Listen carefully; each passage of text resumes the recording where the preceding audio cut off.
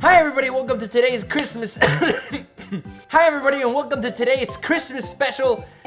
We have something really interesting for you today. I think today, and did you see today? So you would think that because it's Christmas, I would make a video about Mary or Jesus or Joseph or something Christmassy, or Santa. But we're not gonna do that today because we don't do that. We're gonna talk about something that I wanna do, something else. So what we're gonna do is we're gonna read. But I'm not gonna read. You know, I'm gonna read off camera until I find something interesting, and when I find something interesting, I'll read the verse to you guys, and then we'll go from there. I think. You know, what do you think? Not boring at all. All right, so I found something. It's in 2 Corinthians chapter 12, verse 9 that pops out to me, and it's really interesting. It's really interesting. It's the Apostle Paul talking, you know, one of the big dudes, and he's talking about some weakness or some sickness that he's going through, and he says that he asked God about it, and that this is what God said: "My grace is sufficient for you, for my strength is made perfect in weakness." And that's an interesting verse to me. Not because I get it, but because I think a lot of people talk about this verse incorrectly. And a lot of people try to take this and interpret it in this way and say that, all right, we have weaknesses so that God can show his awesome strength, you know? And that's great and all, you know, that's something really uplifting, you know? That's a good way to look at weaknesses, but I think it's wrong. So let me tell you why it doesn't make sense to me, the way that people are interpreting it, the way I just explained. Because based off of that, you could just say, oh, well, God makes me weak just to show off, right? You know, that's the whole point. Like what God is saying here, hey, you're weak so that I can show myself to be strong, you know, to be awesome.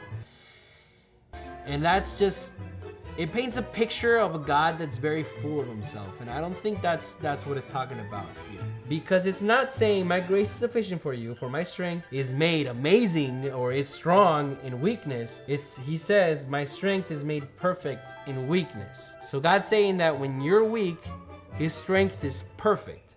Not his strength is strong or his strength is great or his strength is awesome. It's talking about perfection. Okay, so what's perfection? I mean, perfection is to not mess up, right? It's to not make a mistake. If we go with that and we plug it into this verse, we're getting that when we are weak, it gives God's strength the opportunity to not mess up.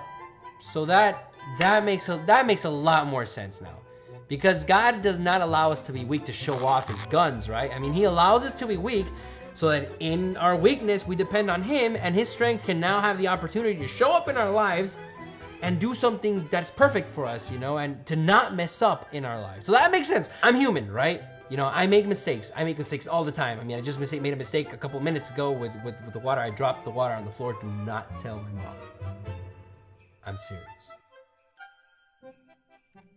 I make mistakes. Humans make mistakes, right? And the thing is, when we are strong in something, we don't depend on anybody. You know, we're strong. We're auto-efficient. We're self-sufficient. We're strong, we're good enough to do it ourselves and not depend on anybody to do that certain thing, right? But here's the problem when we're strong in something. Yes, we can do it ourselves, but at the end of the day, we're human. You know, we make mistakes, we mess up, we make errors, we make bad judgments, right? But when we're weak, that's when we start looking to God for help, right? And we usually see weakness as a bad thing because that means we have to depend on God for help in whatever that weakness may be. But it's actually a really good thing. Because when you're forced into a situation where you're weak and when you have to depend on God for something, that's when the magic starts, you know? That's when God can really just reach into your situation and do something that is the right thing for you. He's not talking about doing something really strong, and he's not talking about doing something awesome. He's talking about doing something perfect for you. God is saying, hey, being weak in the most important things of life is actually a really good thing. Because when you're weak in what matters the most, you are dependent on God in what matters the most. And God's gonna move in a perfect way for that perfect future that you so want in what matters the most. But the thing is that we don't see things that way. We don't have that mentality. We don't have that perspective. No, we actually have the different perspective. We sit back and say, well, why did God have to put me in this situation? Why didn't he just tell me what way that I should take to get to this perfect future that you're talking about? But the thing is that here's one thing that's really important to understand. Like the children of Israel, humans are risk adverse. We hate to get pulled out of our comfort zone. There's this verse in Exodus where God says, you know what? I'm gonna take Israel to the promised land, but I'm not gonna tell them a single thing. I'm gonna take them through the wilderness, because if they were to know or find out the things that they have to do to get to that promised land, they're gonna get scared and they're gonna go back to Egypt. If you were to tell Israel, yeah, I'm gonna take you to the promised land, but you know what? You're gonna have to open the Red Sea, and then after you somehow miraculously open the Red Sea and do the impossible, you're gonna have to fight the Philistines, you're gonna have to fight the Canaanites, you're gonna have to fight Bowser, you're gonna have to fight Darth Vader, you're gonna have to find all these different things in order to actually live in the promised land. I am 100% sure that Israel would not have wanted to have gone from Egypt, even if it was for their own good. And that's such a true thing. We are very good at staying in our comfort zone. So if God doesn't create Egyptians in our life to literally chase us out of our comfort zone, there's no way we reach the next stage in life. You know, if you ever ask yourself why God had to harden Pharaoh's heart, well, that's why. Because it seems a little counterproductive. If God wants Pharaoh to let his people go, then why is he hardening Pharaoh's heart? I mean, it doesn't make any sense. But once you look at it this way, it makes perfect sense. Because if God doesn't harden Pharaoh's heart, then Pharaoh never chases Israel out of Egypt. You know, then Israel never leaves Egypt. So that's what had to happen. And God knows that we're risk adverse. He knows that we are sometimes too comfortable in the place that we're at, which is why he allows moments and times of difficulties and weaknesses to happen. Because they're the perfect way to get us to depend on God and to get us to start moving forward. So when you're in a tribulation, you're in a tough time, that's gotta be your mindset.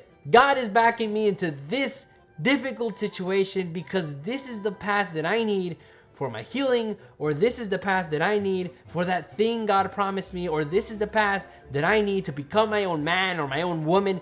This is the path that leads me onto that future me that I want to be. That's gotta be your mindset. Tough times exist to push you, force you into the right direction. And all you gotta do is like Moses. Get your staff and move forward. Don't turn around, don't give up, don't give in to the things that are chasing you, don't give in to these tough problems that are behind you, but look forward, hope for the best, have faith in God, and you'll see that eventually God will open up the right way, just like he did with Israel. He'll open up the right path in what seems an impossible situation. And once you're through that situation, you're gonna look back and you're gonna say, wow, you know, I needed that to push me here. I needed that moment in order to bring me into this new revelation or this new phase in my life. So I wanna go ahead and end it here. I think it's pretty cool how this full-blown message just literally came out of nowhere. All we did was just start reading, you know, and we get something a lot more relevant to what we're living. You know, it's literally God just telling you today, you know what, I know you're going through this. I know you're going through a difficult moment. I know you're going through a moment of weakness or a moment of pain. But you know what, this is the way I look at it. You know, this is the way that I'm seeing it. It's my way of moving you into the right path. You should be full of hope. Hope that you see or that you're hearing from God telling you, you know what, this is not gonna end bad. This has a better ending.